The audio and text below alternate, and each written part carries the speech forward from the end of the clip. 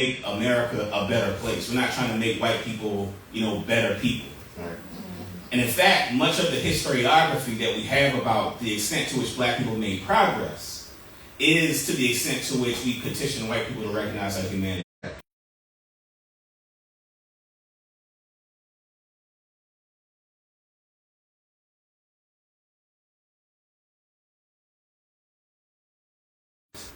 So whether you're talking about the Haitian Revolution, right, that really set the stage. It wasn't, well-meaning, sympathetic white folks who decided that they just wanted to end enslavement, right? It was the black folks, Toussaint Louverture, Jean-Jacques Dessalines, who decided that black people were going to be free and fight against the most powerful empire in the world at the time. Mm-hmm.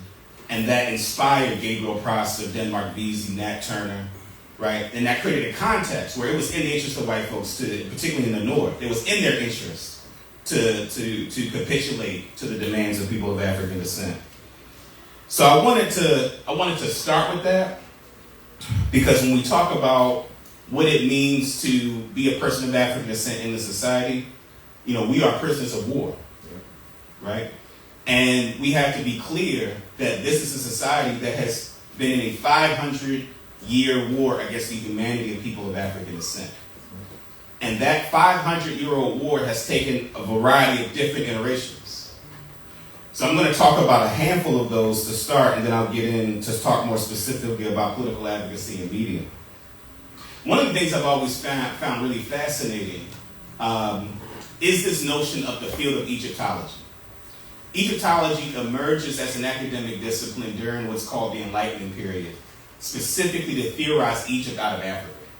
Right? Because the idea being that, because they couldn't deny people of African descent have not the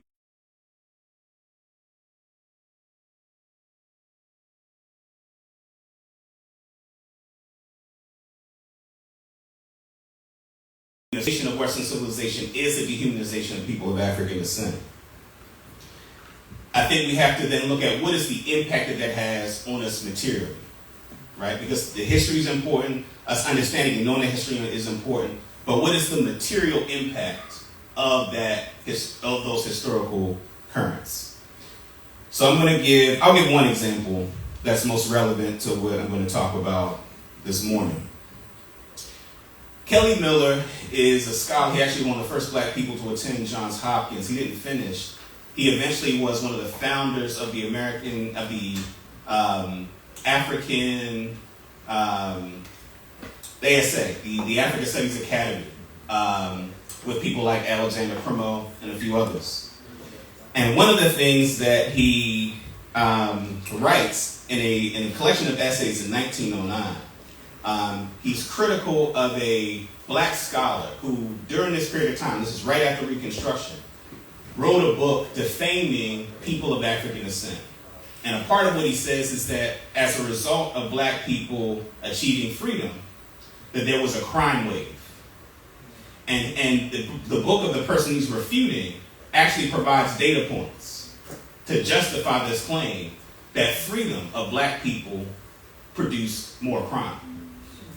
One of the data points that Kelly Miller identifies that is in this book is that, black people in the North, where there's more freedom, commit more crime than black people in the South, right? So that was the argument that this scholar used to justify. And what Kelly Miller argues, and that's he's a sociology. So one of the things that he goes to refute it, he says that in the South, because of the extra legal activity, where there was lynching, there was more extra legal activity in the South. What he argues is that in fact, what we consider crime, white folks took into their own hands, right? So it skews the numbers. That if you say there's more black people committing crime in the North, right, because they're free, but those that would be considered crime in the South wouldn't be recorded anywhere, right? Because this is where you get many of the lynchings. So I use that quote, and this is a publication that we put out earlier this year called Fear of the Black Planet, where we start with that quote. Because for us, it's important to provide some of the social scientific refutation of these notions of black criminality. Right? We have to provide the refutations necessary to combat those notions. So I want to talk about some of the cultural mythologies that this society has propagated and talk about its impact on policy, right? Because there are ways that these cultural mythologies that's injected into us and it impacts us as a people. But I want to talk specifically about how many of these cultural mythologies impact policies that are weaponized against our community. And I'm sure many of us are familiar. So I'm going to talk a lot about that, but again, specific in the context of particular cultural mythologies. So I'm going to talk about two. The first is there's a book called Medical Apartheid. There's a section, Harriet Washington, where she argued that in many respects it was the cultural mythology that was necessary to advance the policies of the war on drugs, right? That you don't get the mandatory minimums, 3 strikes you're out. You don't get those policies without having to convince people that you need a level of extreme discipline, punishment, in order to get at these people that are inherently inferior and pathological.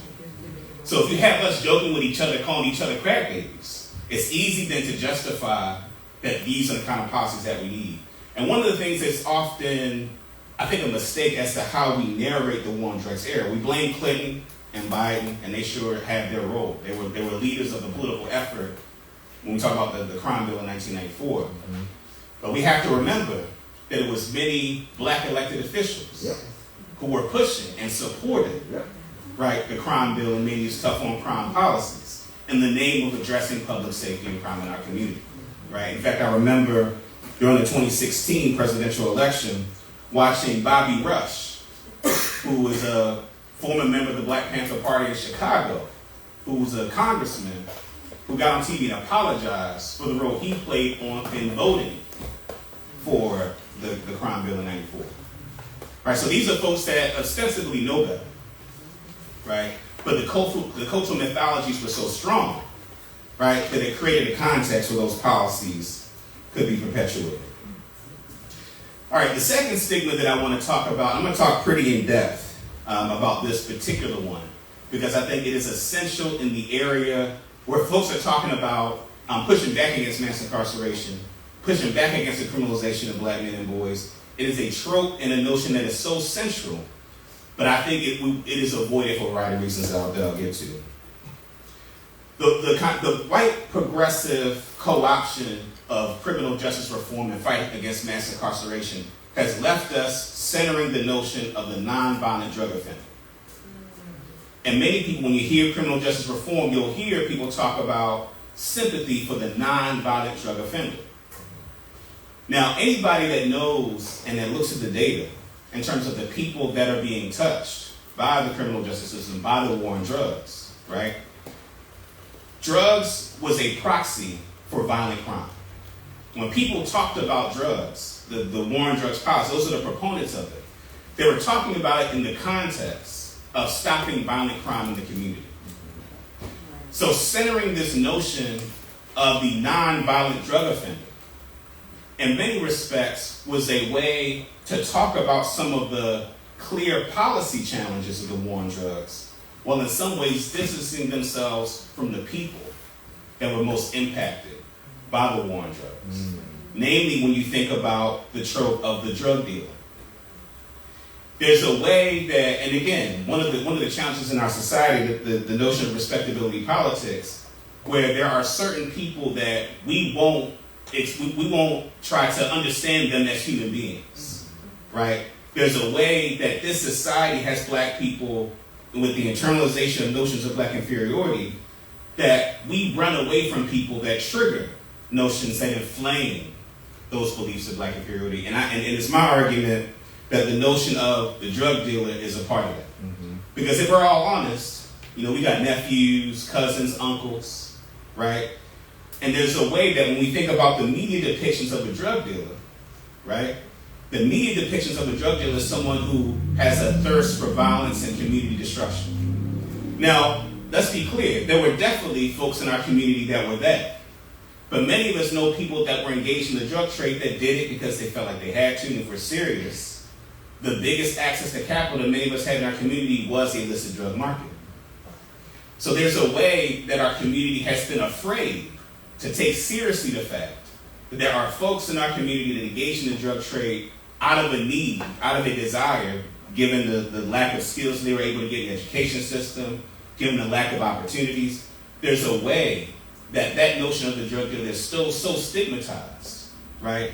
That we won't acknowledge the fact that many of them are folks that want to do good in the community, but weren't given access to the opportunities or resources to do so, and fell into something that many of us, and even many of them, would otherwise want to do something else, right? The reason why that's so important, why that stigma is so central, even if you think about like it as a cash market, like why is drug dealing so violent? And if we think about it, in a cash market, you can't call the police if somebody robs you, right? So many of them carry firearms because that is the way that they protect themselves in doing whatever business that they're doing, right? What that gets turned into is that these are people that are prone to violence. So we make them out to be people who are inherently violent. And again, those of us that have relatives or people who we love that have been engaged in that, many of us know better than that. But again, it's not something that is fashionable to talk about in public. The reason why that trope is so important from a policy perspective is because the way that the policies are written as it relates to black men and boys is that every young man, young boy is a potential drug dealer. And all of the tropes that is projected onto that, right, becomes the direction in which policy is made. Or said differently, that black men and boys in this society, every day of our lives of having to prove that we're not that. Mm-hmm. And the policies are written in such a way. So one example of what I mean by that is that in communities that if you grow up in certain communities that are unsafe, where you know that people carry firearms for protection, what happens is that, and the way the policies are written, there's now a new criminalization of mere gun possession, where just having a gun makes you someone that is prone to violence. But again, if you know people in our community, folks will say, I carry it because I know they have it.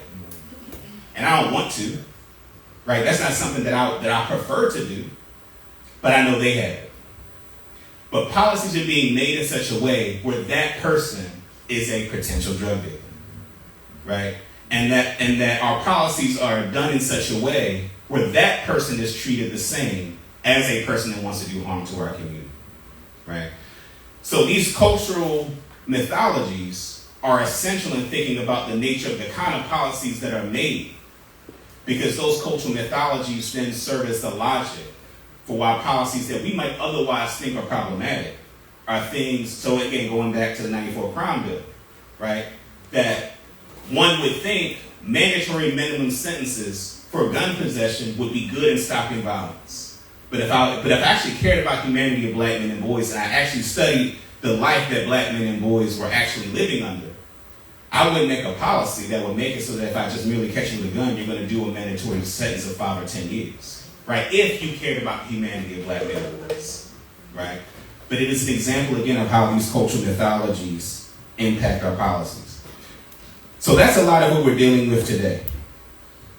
So I mentioned mandatory minimums, the criminalization of gun possession.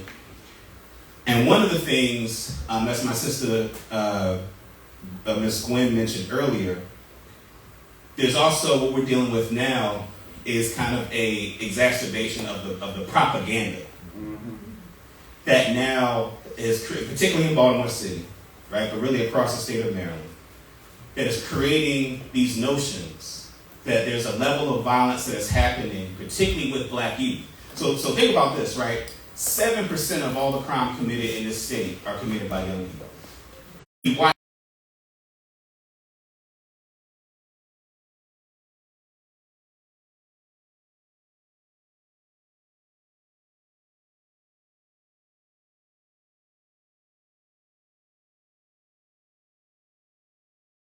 It created a context where our state legislature made a decision to push forward a juvenile justice bill, right, that would expand the jurisdiction of the Department of Juvenile Justice for 10 and 12-year-olds, right, based on no data, but propaganda.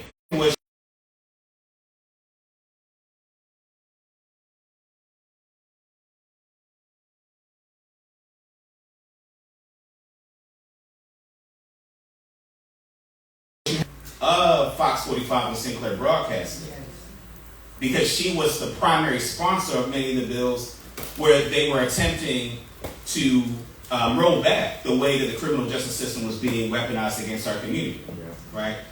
Primarily, you think about this piece of legislation, the Child Interrogation Protection Act, right? Which for us is like real baseline.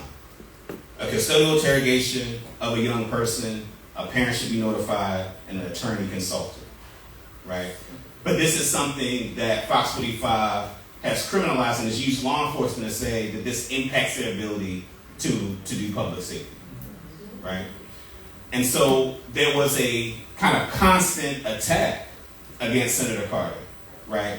Where the news would essentially prop up these individual stories. And this is one of the things that's important to know about the way that media and propaganda operates, is that they take the most extreme examples and they show you those extreme examples over and over again, such that you believe that that's commonplace. When in fact, many of the stories they show you are the stories that are the outlier, right? So that's a part of how that propaganda operates. But what that does is that then legislators legislate to the extremes, right? And then, so as I mentioned, people will call their elected officials and tell them we need harsher policies on these young people, right? Because of this kind of surge in what they call juvenile crime.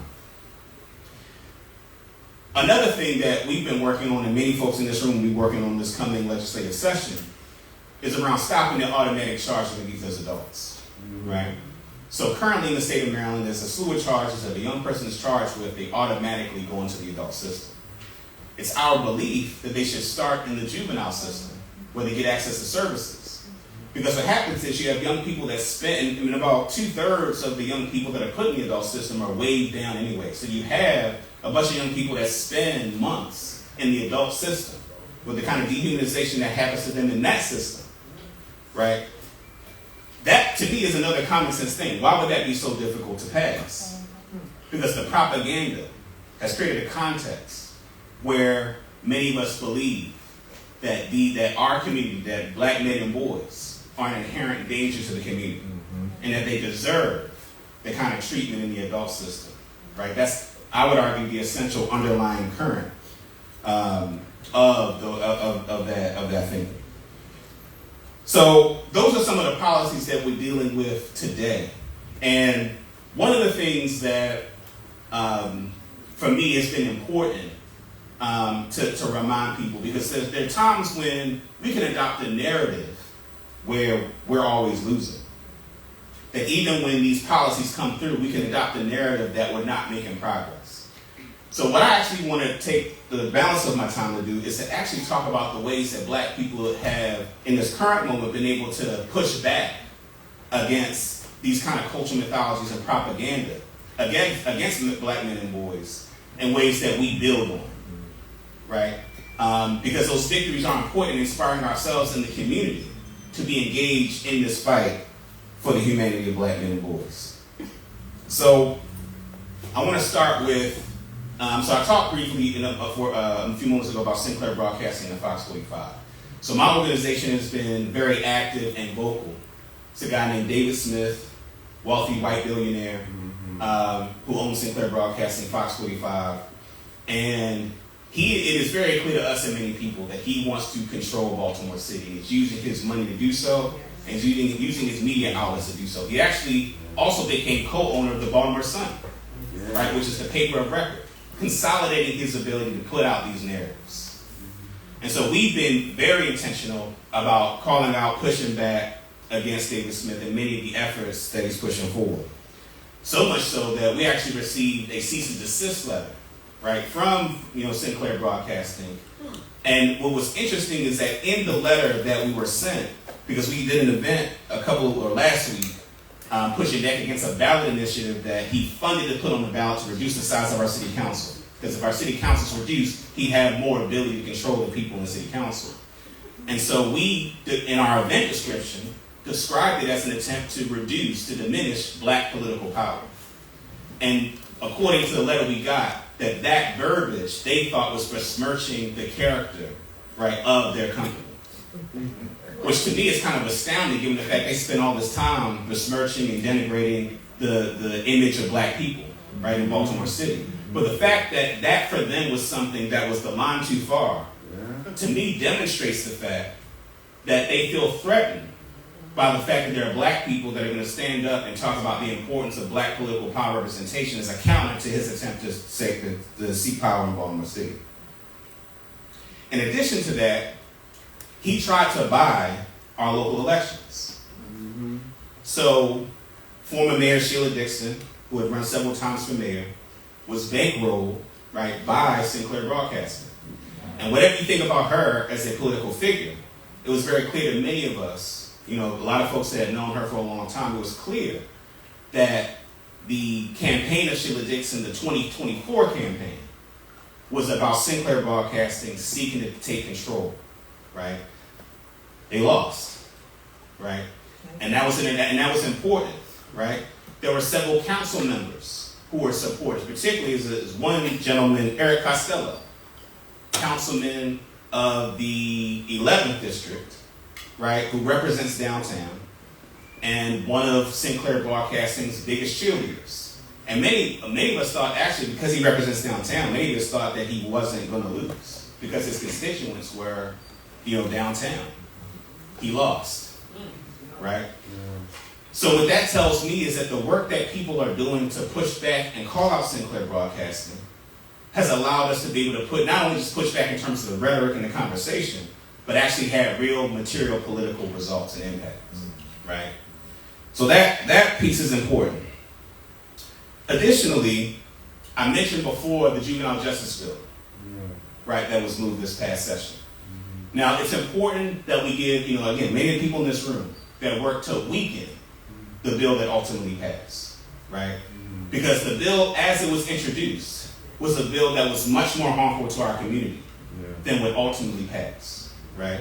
And that was as a result of all, again, many people in this room pushing back to ensure that the damage from that piece of legislation was weakened. So it's important for us to acknowledge that. But I would also say, in addition to that, you know, one of the things that we have to be clear about is that these kind of internalized notions of black criminality are things that we have to talk to our own community about. Because one of the things that LBS has been very clear about is that one of the efforts that we've supported is the importance of investing in community-based violence prevention.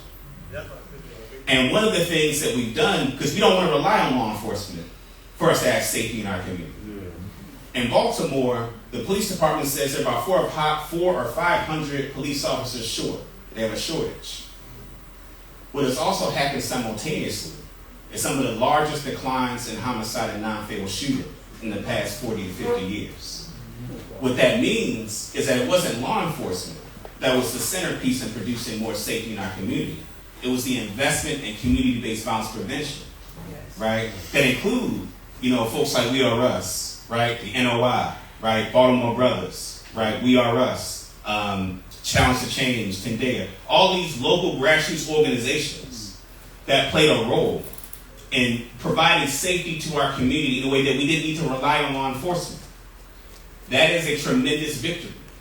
Because what Sinclair and Fox 45 will want you to believe is that we need law enforcement to have safety. Right? But what Baltimore has proven is that we can produce safety from our community. Right? And so when we think about this juvenile justice bill that passed this past session and our own power and influence, I was actually talking on the phone the other day to a friend of mine's brother, Malcolm Ruff, who's a delegate, represents the 41st Legislative District. And we were talking about the juvenile justice bill. And one of the things that he told me that I didn't know was that there were a handful of black legislators who actually, when the bill came up to be voted on, because they felt pressure from leadership to vote for the bill, but there were a few of them that actually left the floor, right? And it's one of those kind of wonky, you know, legislative things where instead of actually taking a vote on it, yes or no, because being on the record is something people can use against you in an election, many of them walked off of the floor. And I knew that there were a few of them that did that, but I looked at the name. There was about almost a dozen black elected officials who walked off of the floor so they wouldn't have to vote for the bill or against it. And to me, that's important to know. Because I think some of us, even though the bill passed, it's important to know that there were those in our community that recognized the power of black folks and recognized that they would be punished electorally by our community by supporting the bill, right? So for me, that's something to build on. But we build on the fact that there were folks that were afraid enough to walk off of the floor instead of having to vote for or against it, right? So again, I just wanted to say that when we talk about the media has an impact on our community, how we think. It's important for us to talk to our community so that they know the things that Fox 45 or the media in general won't tell us.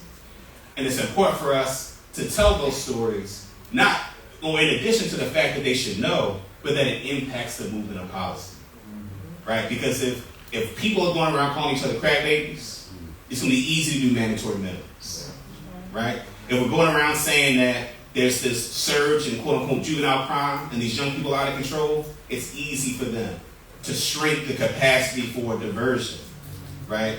And to make it so that our young people are drawn to the criminal justice system, right? So those stories and those narratives are important in policy. And I think for the work that many of us in this room have done, we've been doing that work.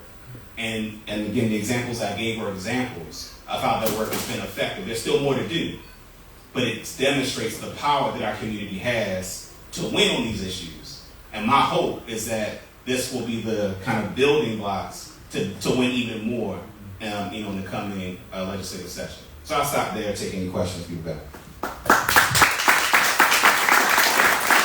All right,